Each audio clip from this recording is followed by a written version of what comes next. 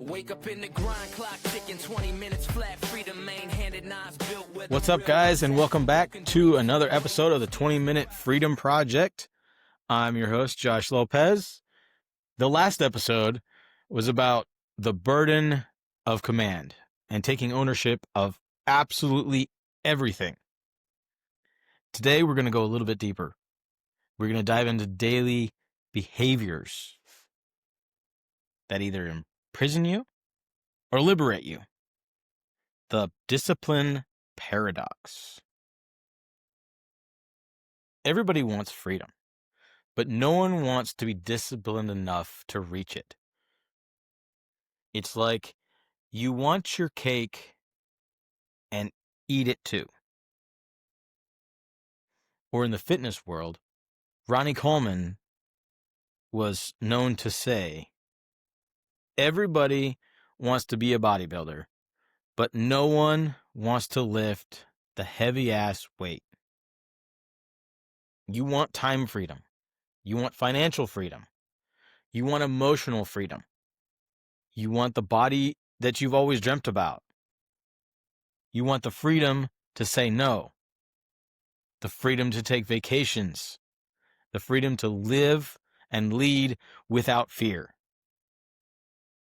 Freedom is not the opposite of discipline. Freedom is the result of your disciplined actions. The undisciplined person thinks discipline is chains holding them down.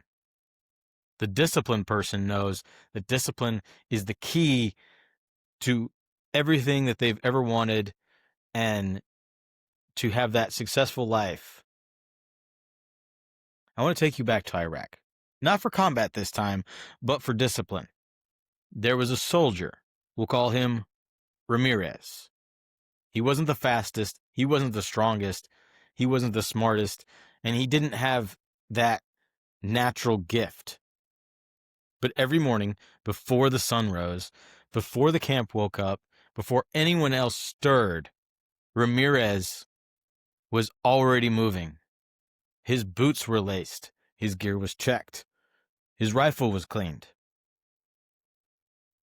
The plan was prepared. While other soldiers were sleeping, he rehearsed missions. While others talked, he studied aerial maps. While others complained, he refined his craft. And here's the shocking part.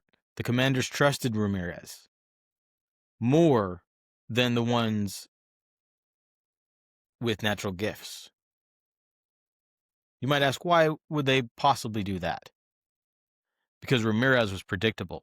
He was consistent. He was disciplined. When the mission required precision, Ramirez. When a mission required reliability, Ramirez again.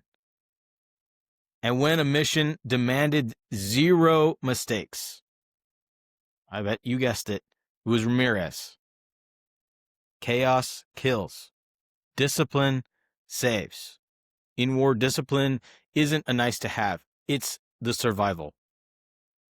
And here's the paradox. The more disciplined Ramirez became, the more freedom he earned. He earned early leave. He earned better assignments. He earned the freedom to choose which mission instead of being assigned to them. He earned trust, autonomy, and responsibility. Most people want freedom without paying the entry fee. Discipline is that entry fee. So let's translate Ramirez's principle to your life and your business. This is the discipline paradox. 4 areas where discipline creates the freedom that you want.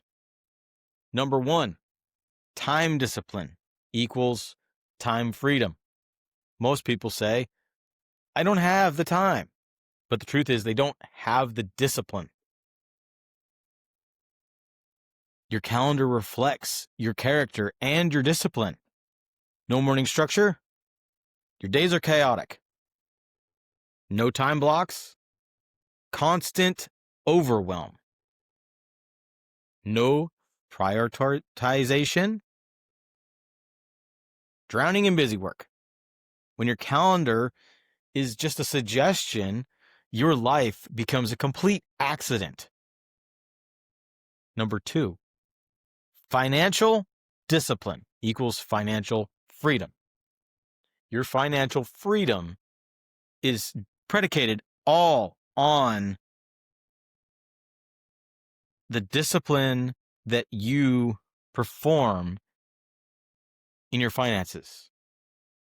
Track expenses, eliminate unnecessary noise, invest before you indulge, set it up so you save automatically, build buffers, work to gain more customers if you're working in business. Money without discipline leads you straight to slavery. Always worried about the next thing that is coming down the pipe to drain your bank account. Discipline with money leads to freedom. Having the money to take that vacation with your family, or buy the new thing you've been eyeing, or buying the thing your partner or your kids have been asking you for months for. Number 3, emotional discipline equals relationship freedom. You want to know what destroys relationships? Reactivity. When you're undisciplined emotionally, you say things you regret. You create wounds that take years to repair. You break trust that you can't earn back. Emotional discipline gives you space, control, clarity, leadership, authority. If you can't manage your emotions, you can't manage the people around you. Number 4, habit discipline equals identity freedom. Your habits shape your identity, and your identity shapes your destiny. You don't rise to the level of your goals, you fall to the level of your habits. Or if you take that to business, you fall to the level of your systems. Discipline creates the identity of a leader that people want to follow. Here's the paradox. Discipline feels like restriction, but in all reality, it creates more time, more money, more stability, more trust, more respect, more confidence personally. It creates more autonomy, it creates more peace. You have better health, and it gives you the one thing that we're all chasing, which is freedom. Discipline is a fight, a brutal, daily, internal war. And the enemy isn't the world around us. It's you, your habits, your excuses, your comfort, your impulses, your patterns, your short-term cravings. Your lower self wants ease, and your higher self wants excellence. And only one gets to win. This reminds me of an old Cherokee tale that fits perfectly. One evening, an elderly Cherokee brave told his grandson about a battle that goes on inside everyone. He said, "Son, the battle is between two wolves inside of all of us. One is evil. It's angry, envy, jealousy, sorrow, regret, greed, arrogance, self-pity, guilt, resentment, inferiority, and ego. The other one is good.